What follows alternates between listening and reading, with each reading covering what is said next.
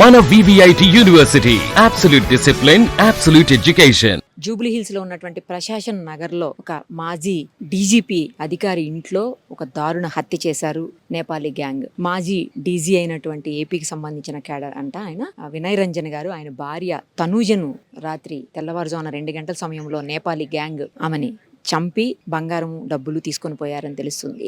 ఇది ఆ స్కెచ్ వేసింది కూడా ఇంట్లో పని మనిషి వాళ్ళకి హెల్ప్ చేయడం వల్ల వాళ్ళ స్కెచ్ వేయగలిగారని తెలుస్తుంది. అయితే నిన్ననే ఆల్రెడీ రెక్కి కూడా ఒక రోజు ముందే రెక్కి కూడా నిర్వహించారని తెలుస్తుంది. అయితే మాజీ డీజీ గారు బయటికి వెళ్ళినటువంటి సమయం అది అర్ధరాత్రి 2 గంటల సమయంలో ఆమె ఫస్ట్ ఫ్లోర్లో ఉన్నప్పుడు ఆమె పిల్లలు కూడా పైనే ఉన్నారంట. కనీసం పిల్లలకు కూడా ఏమాత్రం అనుమానం రాకుండా కిందకొచ్చి కల్పన అనే ఆమె నేపాల్కి సంబంధించినటువంటి ఆమె గత కొన్ని రోజులుగా ఆమె ఇక్కడ వీళ్ళింట్లో పని చేస్తుందని తెలుస్తుంది. అయితే ఆమె కిందకు వచ్చి డోర్లు ఓపెన్ చేసి ఇదిగో ఈ బ్యాక్ గేట్, ఏ గేట్ అయితే మనకు కనిపిస్తుంది ఇక్కడ బ్యాక్, ఇదే గేట్ నుంచి లోపలికి వెళ్ళి ఆమెని ఒక నోట్లో గుడ్డలు గుక్కేసి చేతులు అన్నీ కట్టేసి లోపల ఉన్నటువంటి బంగారము ఇతర డబ్బులు కొన్ని తీసుకుని వెళ్ళారని తెలుస్తుంది.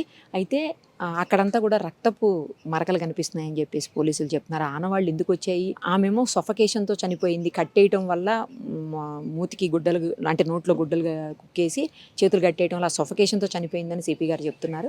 ఈరోజు అసలు చాలా సీరియస్గా తీసుకున్నటువంటి అంశం ఇది.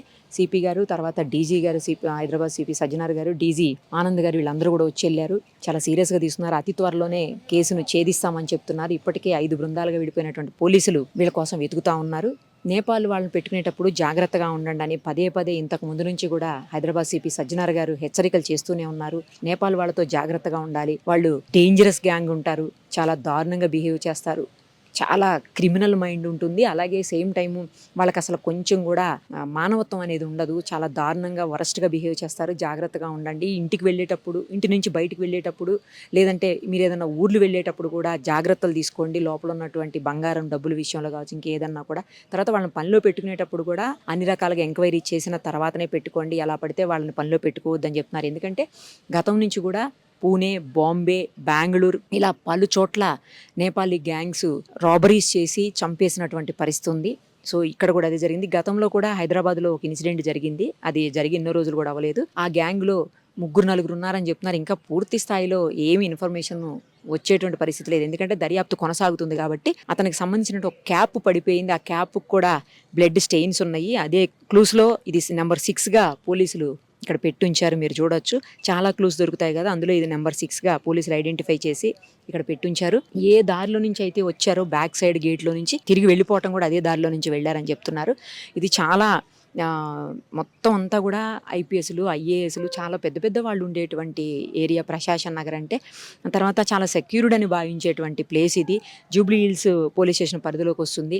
అలాంటి చోట రాబరీ జరగటం తెల్లవారుజామున 2 గంటల 5 నిమిషాల సమయంలో జరిగిందని సిపి గారు చెప్తున్నారు. చాలా సీరియస్గా తీసుకున్నారు పోలీసులు కూడాను. ఎందుకంటే ఒక మాజీ ఐపీఎస్ ఆఫీసర్ భార్య ప్లస్ చాలా పెద్ద ప్లేసు, నెక్స్ట్ నేపాలీ గ్యాంగు, ఏం పోయింది అనేది కూడా ఇంకా క్లారిటీ రావట్లేదు. అసలు ఎలా చంపారు అనేది కూడా ఇంకా పూర్తి స్థాయిలో క్లియర్గా చెప్పలేనటువంటి పరిస్థితి ఉంది. పోలీసులు కూడా దర్యాప్తు అయితే వేగవంతం చేశారు.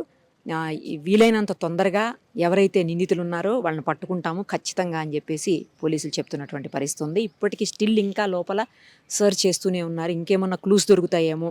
ఎందుకంటే సీసీ కెమెరాలు కూడా వర్క్ చేస్తున్నాయని చెప్తున్నారు. బట్ ఆ సీసీ కెమెరాల్లో ఫుటేజ్ అంతా తీసి వాళ్ళు ఎవరు ఏంటి అని పట్టుకునేందుకు, వాళ్ళు ఇటు సైడ్ వెళ్ళారని పట్టుకునేందుకు కొంచెం సమయం పడుతుంది కాబట్టి పోలీసులకు కూడా ఆ దిశగా ప్రయత్నాలు అయితే చేస్తున్నారు. కానీ పదే పోలీసులు, ముఖ్యంగా సిపి గారు, హైదరాబాద్ సిపి అయినటువంటి సజ్జనార్ గారు పదే చెప్పేది ఏంటంటే నేపాల్ వాళ్ళతో జాగ్రత్తగా ఉండండి, నేపాల్ వాళ్ళని నమ్మకండి, నేపాల్ వాళ్ళని పనిలో పెట్టుకునే ముందు 1-2 సార్లు ఆలోచించి డెసిషన్ తీసుకోండి. అలాగే వాళ్ళకి అంటే బయటికి వెళ్ళేటప్పుడు కావచ్చు, లేకపోతే వాళ్ళ ఇంట్లో పని చేసేటప్పుడు కావచ్చు, అన్ని రకాల జాగ్రత్తలు తీసుకోండి. వాళ్ళ ఇంట్లో ఉంచుకునేటప్పుడు కూడా, అంటే నైట్ కొంతమంది మొత్తం స్టేజ్ ఇక్కడే ఉంచుకుంటారు కదా, అలాంటి వచ్చి పని చేసి వెళ్ళిపోయేవాళ్ళు వేరు, నైట్ ఇక్కడే ఉండే వాళ్ళ విషయంలో మరింత జాగ్రత్తగా ఉండండి అని గతం నుంచి కూడా చెప్తూనే ఉన్నారు. స్టిల్ ఇప్పుడు అదే చెప్తున్నారు. ఈ కేసులో అయితే దర్యాప్తు చాలా వేగంగా చేసి ఎట్టి పరిస్థితుల్లో వీలైనంత తొందరగా నిందితుల్ని పట్టుకునే ప్రయత్నం చేస్తామని చెప్పి ఆయన అయితే చెప్తా ఉన్నారు. మీరు చూస్తున్నారు కదా, ఇంకా పోలీసులు, క్లూస్ టీము వాళ్ళందరూ కూడా ఆధారాలు సేకరిస్తున్నటువంటి పరిస్థితి. చాలా చిన్న గేట్ అది, ఒక్కసారి చూడండి. ఇంత చిన్న గేట్లో నుంచి వచ్చారనమాట. మళ్ళీ వెళ్ళిపోయింది కూడా ఇదే గేట్లో నుంచి. ఇంకోటి ఏంటంటే డౌన్లోకి మీకు రెసిడెన్షియల్ హౌసెస్ కానీ, అంటే ఆ ఏరియా కానీ, రెసిడెన్షియల్ ఏరియా కానీ, లేదు అంటే హౌసెస్ కానీ ఏమీ లేవు. ఒక పార్క్ ఉంది, ఆ పార్కులో నుంచి బయటికి వెళ్ళిపోవటం ఈజీ అనుకుంటా. అందుకనే ఈ దారిని ఎంచుకున్నట్టున్నారు. మేబీ ఫ్రంట్ నుంచి వస్తే మొత్తం అంతా రోడ్డు ఉంది, ఇళ్ళు ఉన్నాయి, అన్నీ ఉన్నాయి కాబట్టి కష్టం అవుతుందని చెప్పేసి ఈ దారిని ఎంచుకున్నట్టున్నారు. చూడండి, అంటే రెక్కీ చేశారు అని చెప్తున్నారు కదా పోలీసులు, అది నిజం. రెక్కీ చేయకపోతే వాళ్ళకి ఏది ఎక్కడుంది ఏంటిది కూడా తెలియదు. ఇంకోటి లోపల వాళ్ళ మనిషే ఉండి సహకరించింది కాబట్టి, ఎవరైతే కల్పన ఉందో ఆమె సహకరించింది కాబట్టి దానివల్ల వాళ్ళకి పని కూడా ఈజీ అయినట్టుంది. బట్ వీళ్ళు చాలా నటోరియస్ క్రిమినల్స్ ఉంటారనమాట. చాలా దారుణంగా బిహేవ్ చేస్తారు. ఎప్పుడైనా సరే నేపాల్ గ్యాంగ్ తోటి చాలా జాగ్రత్తగా ఉండాలని చెప్తున్నారు. క్లూస్ ఏవో దొరికినట్టున్నాయి, తీసుకుని వెళ్తున్నారు. వాళ్ళ దగ్గర ఉన్నటువంటి బ్రీఫ్ కేసులు ఉన్నాయి చూడండి, వాటిలోనే క్లూస్ ఏవో తీసుకుని వెళ్తున్నారు. సో లోపలికైతే ఎవరిని అలౌ చేయట్లేదు, ఎందుకంటే ఇంకా చాలా క్లూస్ లోపల ఉన్నాయనే అనుమానం ఉంది పోలీసులకు. అందువల్లనే ఎవరిని అలౌ చేయట్లేదు. అతి త్వరలోనే ఈ కేసుని హైదరాబాద్ పోలీసులు ఛేదిస్తారని చెప్పి ఆశిద్దాం. या 10 महीना या 9 महीना हुआ, ज्यादा तो नहीं हुआ, 1 साल नहीं पुगा उसको। ओके, 1 साल से आपको पहचान है? ठीक है। नहीं, आपका गांव वाला है? आपका गांव वाले हैं? मेरे गांव से 2 दिन लगते हैं उसके गांव जाने के लिए। कौन सा गांव है आपको? उसका पहाड़ ये लगा है, मेरा कैलाली है, वो धनगढ़ी काठमांडू बोलते हैं ना, उसकी नजदीक है। कुछ रिश्तेदार है आपका? हाँ, नहीं, रौनक इधर देखो, इधर कुछ भी नहीं होता। तुम्हारा कुछ भी नहीं होता। नहीं, आप ही लाया हमको इधर काम पे लगाया? काम को तो मैं लगाई थी, वही मेरा गलती हो गया साहब, वही बहुत बड़ा गलती कर लिया। कब लगाए काम पे? दिवाली से पहले लगाई थी, पहले कहाँ थी? नहीं, आप ही पुणे में थी, पुणे में। पुणे में। पुणे में करे तो इधर पका बुलाइए अब।